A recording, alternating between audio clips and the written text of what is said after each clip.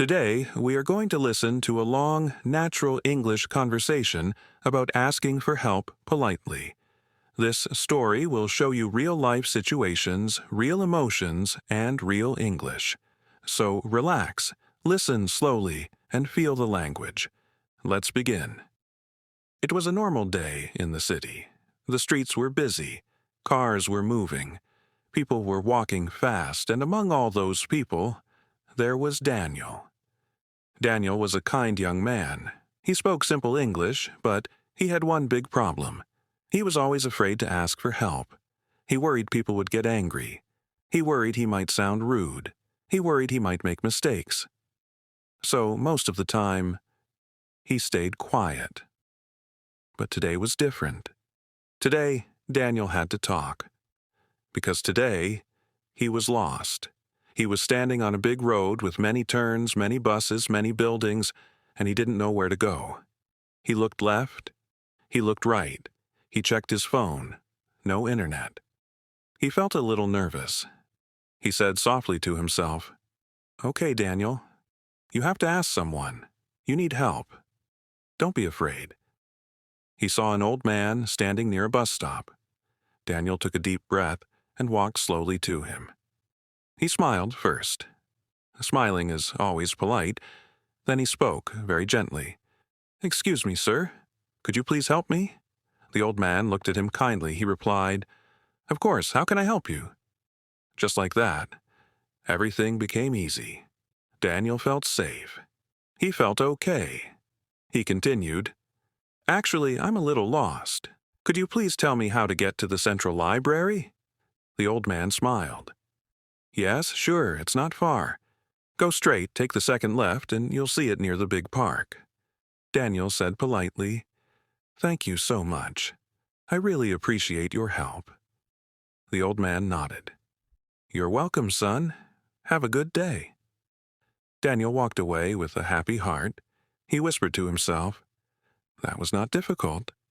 Asking for help is not scary. You just need to be polite." A little later, Daniel entered the library. It was beautiful. Books everywhere. Soft quiet, warm lights. But Daniel needed something again. This time, he didn't know how to use the computer system inside the library. He wanted to search for a book, but he didn't know how. He saw a librarian sitting behind a desk. He slowly walked toward her. Again. He smiled first. Then he spoke kindly. "Excuse me. Sorry to bother you. Could you please help me?" The librarian looked at him and smiled. "Of course. What do you need help with?" Daniel said. "I'm trying to search for a book, but I'm not sure how to use this computer. Could you please show me?" The librarian nodded happily. "Sure, I'd be happy to help." She stood up, walked with him, showed him everything. Daniel listened carefully. At the end, he said softly, "Thank you very much. That was really helpful." The librarian smiled. "You're welcome. Any time." Daniel felt more confident now. He realized something important.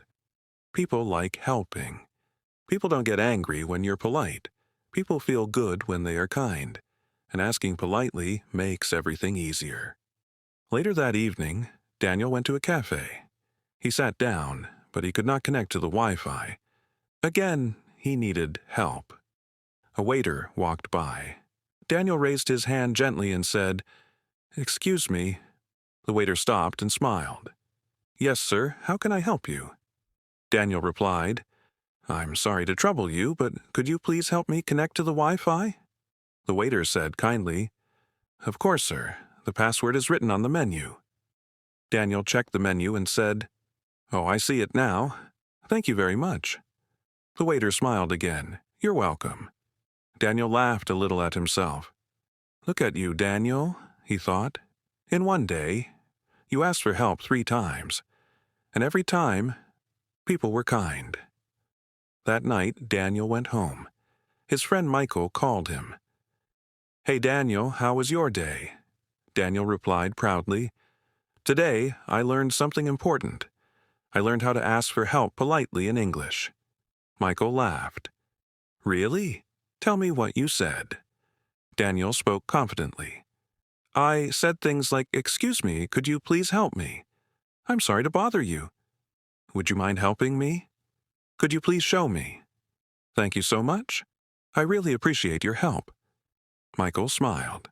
That's perfect English, Daniel. Polite, warm, respectful English. Daniel felt happy.